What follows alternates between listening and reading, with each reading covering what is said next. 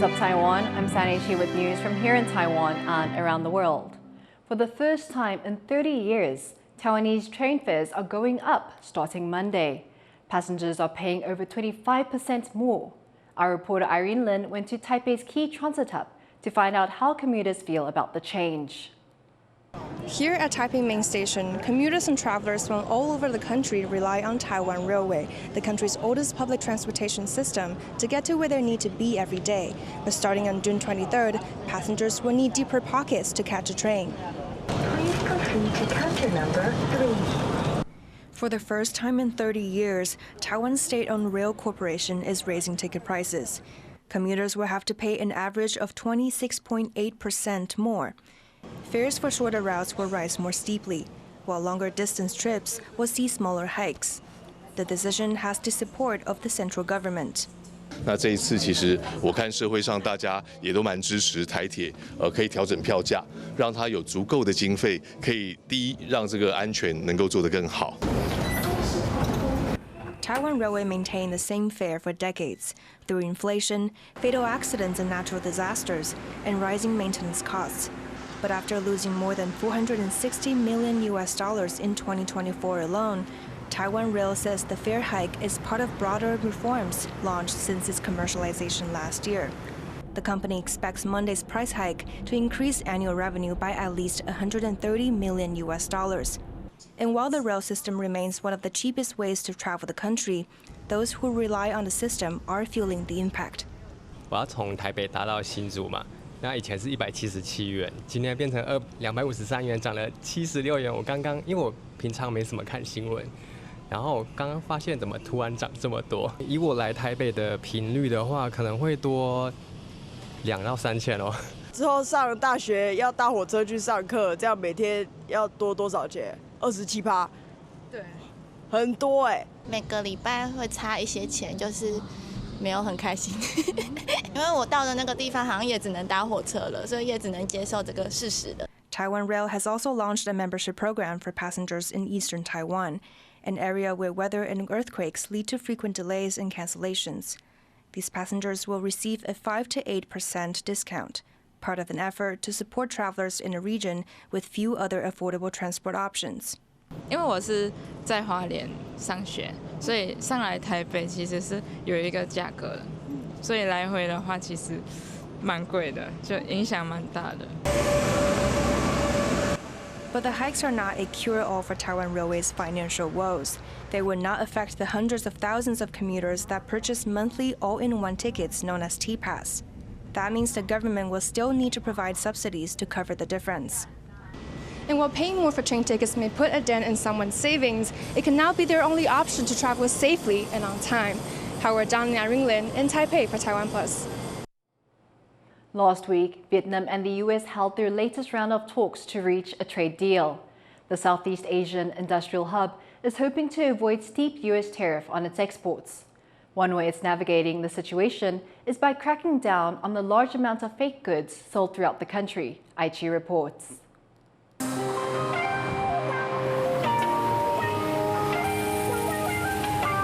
$40 for a designer good on the streets and the shopping malls of Vietnam. Such deals are pretty common, but they come with a catch. The luxury brand item you are buying may look authentic, but often enough, it's a fake. The Southeast Asian nation has become a major industrial hub over the years, manufacturing products for some of the world's biggest brands, but this progress has also given rise to a robust counterfeit goods market. And with Vietnam now in talks with the U.S. to avoid steep tariffs on its exports, the government is trying to crack down on a long-standing issue, one seen as a major trade barrier by U.S. officials. The Domestic Market Management and Market Development Department simultaneously conducts inspections of major business points here, the market centre.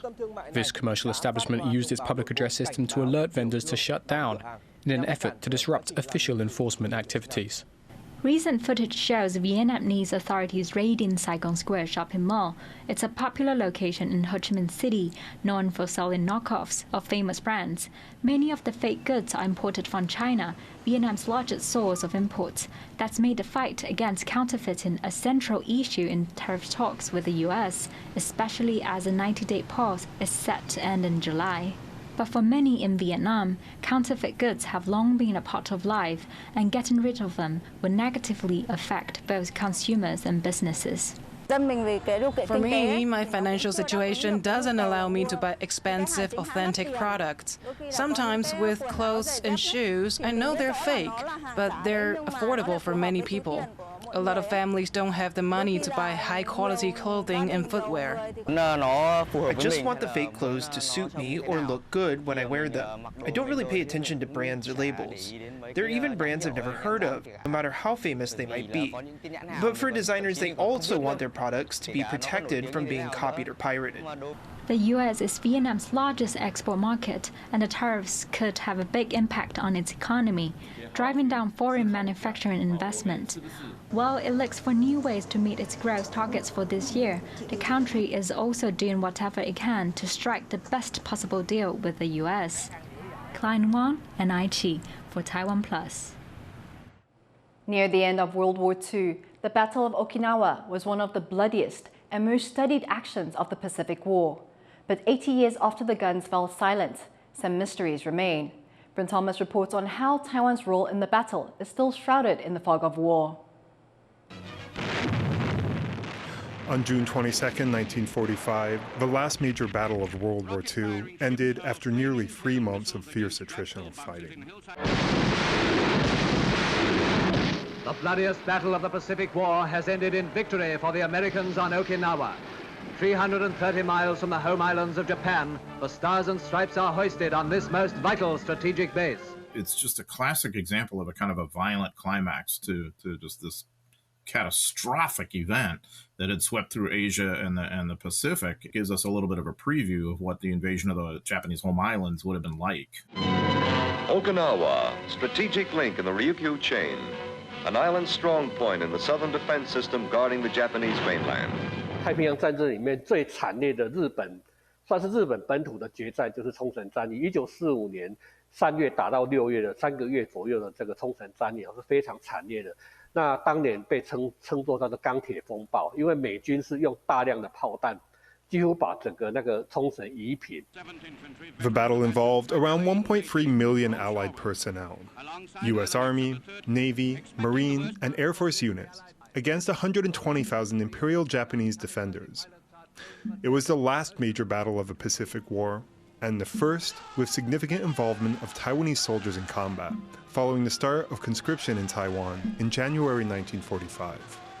Over 200,000 Taiwanese actually served in the Imperial Japanese Army in a wide sense during the war years. Not all of them were in active military service. I think that's more like about 80,000 or so, but others did work that essentially served the wider purpose of the Imperial Japanese Army.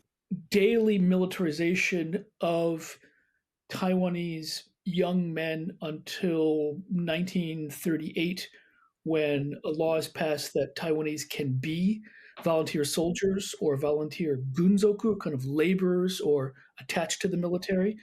And then the actual formal draft of Taiwanese men doesn't begin until much later in the war. The Battle of Okinawa cost the Americans nearly 13,000 lives, about 7% of our frontline troops. Japanese losses were far greater, with over 110,000 killed, almost total annihilation. Among the dead were many Taiwanese conscripts pulled into Japan's war in the final month, but no one knows how many served or how many never came home. Today, a single monument on Okinawa lists just 34 Taiwanese names. Most experts agree the true number is far higher and still hidden in the fog of war. James Lin, Ed Moon, Jeffrey Chen, and Bryn Thomas for TaiwanPlus. Thank you for watching What's Up Taiwan. Finally, take a look at this collection of items that used to belong to Napoleon going up for auction soon in Paris. I'm Sandy Shi. Take care and see you next time.